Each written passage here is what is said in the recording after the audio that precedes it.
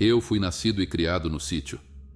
Sempre ouvi falar em conto de assombração, de alma penada, de lobisomem, de caboquinha, coisa assim, mas nunca tinha visto e nem ouvido nada, exceto alguns assobios da comadre Fulozinha, que é muito comum na zona rural.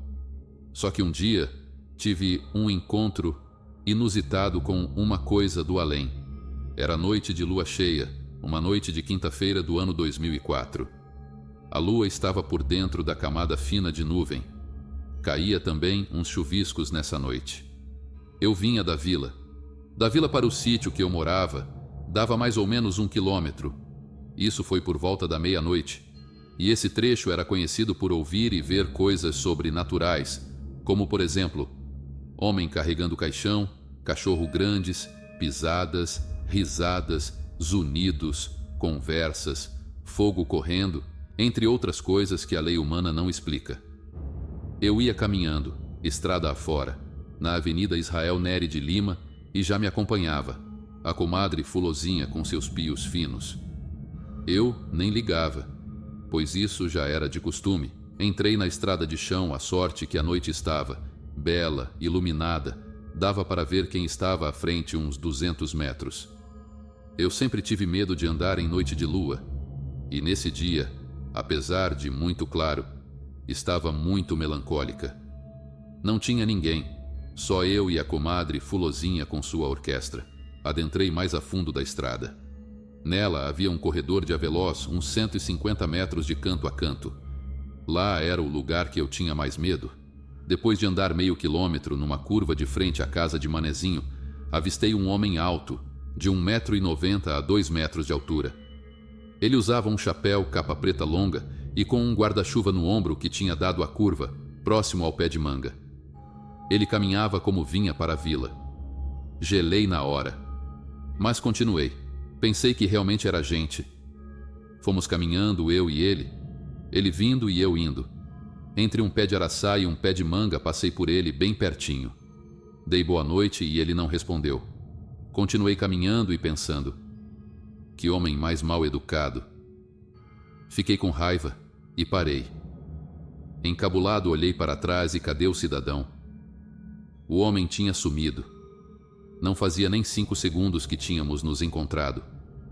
Não tinha dado tempo dele passar na curva da estrada ou se esconder. Voltei para procurá-lo para ver onde danado tinha se escondido. Fui à beira da estrada e por cima da cerca de arame farpado, olhei dentro do sítio para ver se o via. Olhei novamente e nada de vê-lo. Não deu outra. Arrepiei-me todo. O consciente já tinha detectado que não se tratava de coisa desse mundo. Tentei correr, mas não tinha pernas. Tentei gritar, mas não tinha voz. Fui saindo de mansinho com um frio na barriga, tremendo de medo, com uma sensação horrível. Recompus-me depois de 5 minutos. Chegando em casa com as pernas trêmulas, dei graças a Deus. Percebi que estava salvo. No outro dia, bem cedo, perguntei ao meu pai se tinha por aqui na região um homem alto que gostava de usar chapéu e capa preta longa. Para minha surpresa, ele disse que sim, que morava naquela região há uns 60 anos e que já havia morrido fazia tempo. Fiquei branco e com muito medo. A partir desse dia, toda vez que eu passava por esse trecho, eu sempre me arrepiava e olhava para ver se via o homem. Ainda bem que ele nunca mais apareceu.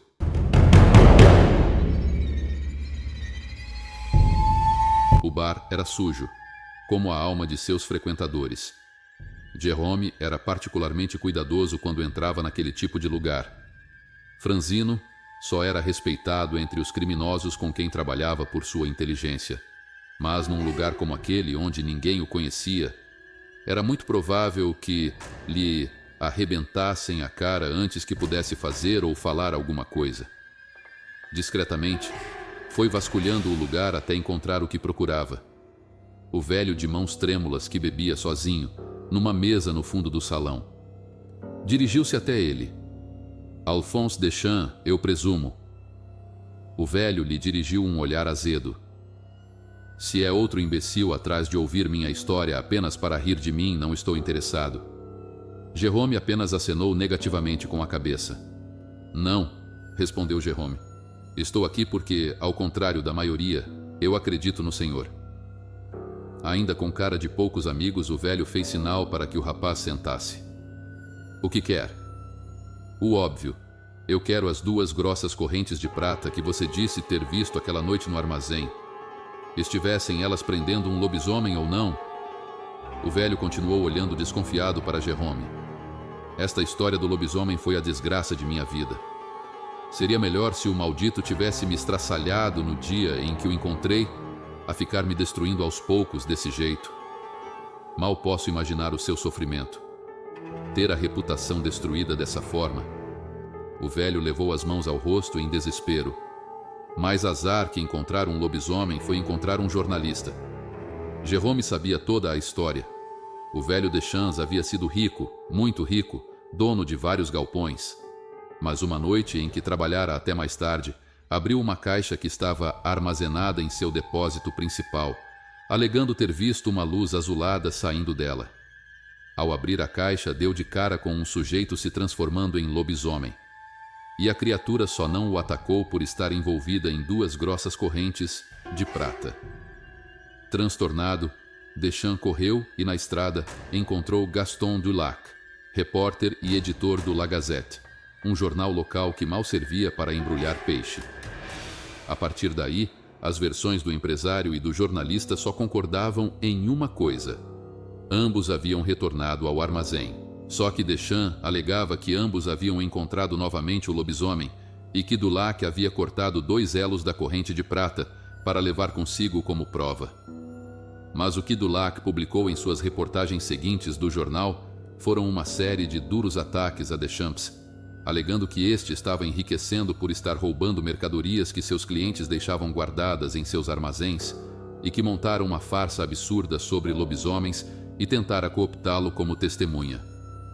Os tais elos sumiram, junto com a caixa, as correntes, o lobisomem e com a boa reputação de Deschamps, que se vira de repente reduzido à miséria, enquanto as vendas do La Gazette, impulsionadas pelo escândalo, fizeram de Gaston Dulac um homem rico.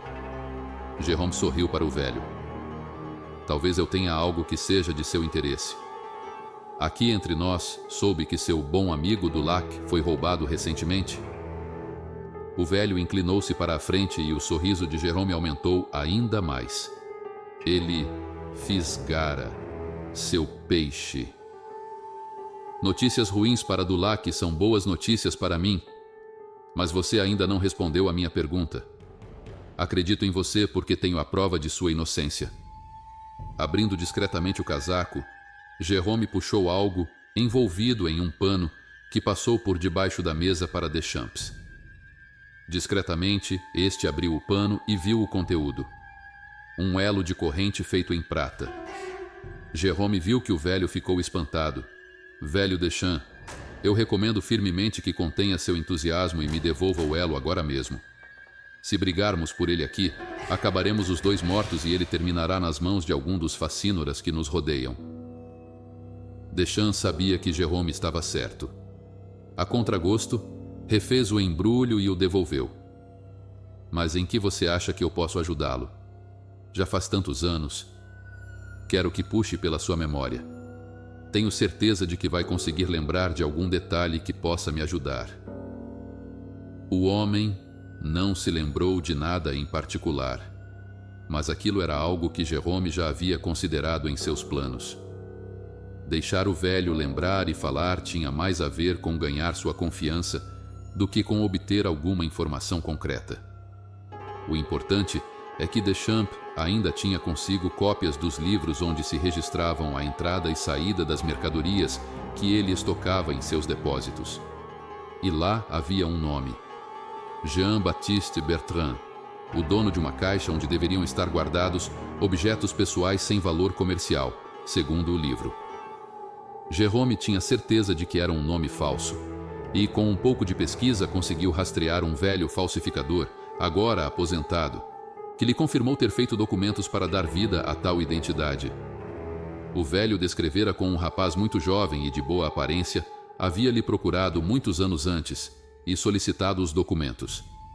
Não tinha como esquecer do rapaz, porque este lhe fizera o pagamento em peças de prata, não em dinheiro.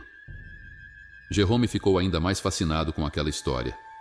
Procurando mais, ele localizou mais 2 armazéns onde 2 outros jeans haviam depositado caixas com objetos pessoais. E ambos tinham aquela mesma descrição que o falsificador lhe dera. Um jovem louro, de feições suaves e aparência frágil. Dadas as suas limitações físicas, Jerome trabalhava em grupo, mesmo não gostando muito da ideia. Para aquele trabalho, recrutou 3 parceiros. Leclerc, para quem não havia fechadura que o segurasse. Armand, o provedor, o cara que sabia onde achar absolutamente qualquer coisa que fosse necessária para uma empreitada criminosa. E Remy, com seus 2 metros de altura feitos de puro músculo e uma capacidade invejável de causar dor com eles, pois foram esses 4 que invadiram o armazém onde a caixa estava guardada. Jerome dissera aos outros apenas que iriam encontrar prata em grande quantidade, não falou nada sobre ter um imbecil enrolado em correntes dentro dela.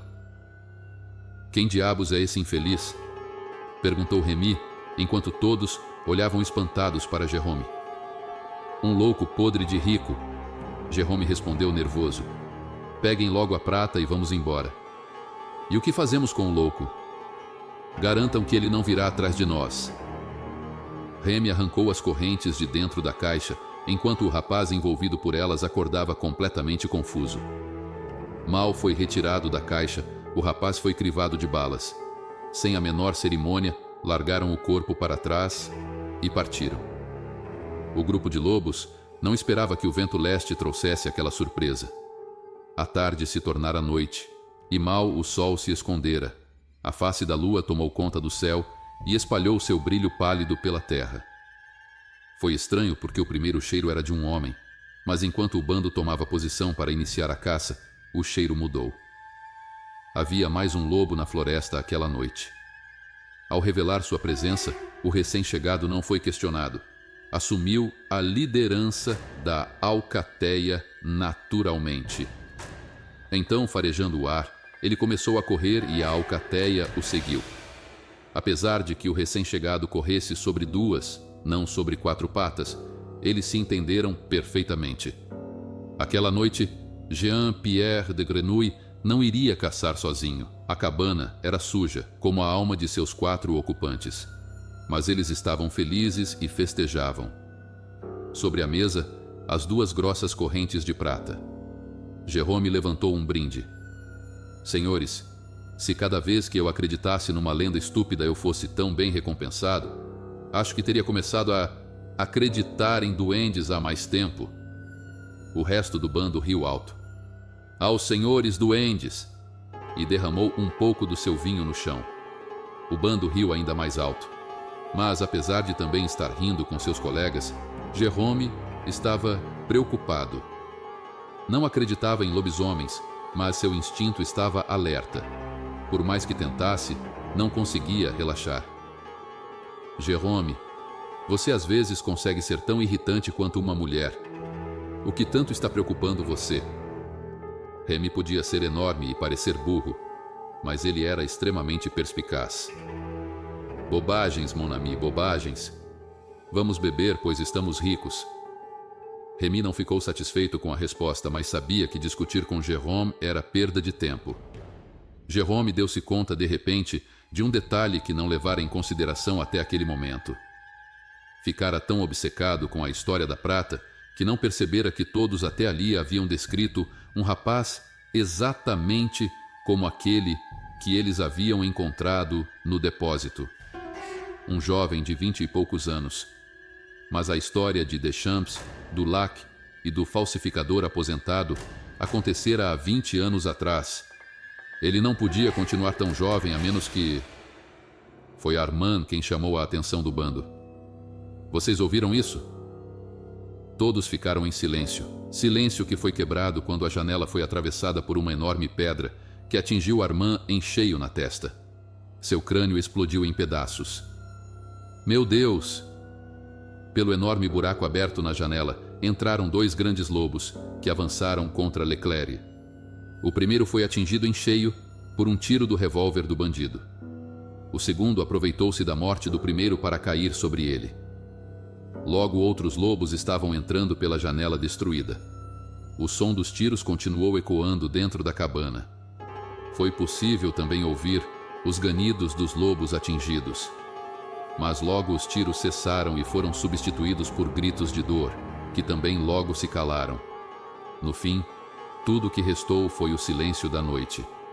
No interior da cabana, a cena era desoladora. 4 homens mortos, estraçalhados, e 6 lobos jaziam no chão. Jean-Pierre de Grenouille lamentou pelos lobos, mas ainda assim, era um caso de urgência maior. Jean-Pierre ficava impressionado como o lobisomem se mostrava inteligentíssimo, muito além da besta-fera irracional que todos acreditavam. Como estavam de posse da prata, era perigoso demais para o lobisomem atacar o grupo de ladrões. Por isso a estratégia de usar os lobos. Colocou as correntes de prata dentro de uma grande saca de lona. Numa pasta que pertencera a um tal Jérôme, líder dos bandidos, Jean-Pierre encontrou o diário do sujeito, contando todos os detalhes do plano, com vários recortes do La Gazette e um elo perdido das correntes de prata embrulhado num pedaço de pano. Ia precisar sair da França por uns tempos. Os bandidos só o haviam encontrado pois permanecera muito tempo no mesmo lugar. Havia uma coisa que o intrigava mais do que tudo. Por que a criatura o ajudara? Por que caçara aqueles que roubaram as correntes que o prendiam? Por que simplesmente não saiu pela noite, matando todos que cruzassem seu caminho como certamente desejava? Não fazia sentido. Será que ele interferia nos humores da fera da mesma forma que ela interferia nos seus? Mistérios, mistérios. Mas havia algo que precisava ser feito antes de deixar a França mais uma vez. O velho sentado na praça olhava as folhas sendo levadas pelo vento.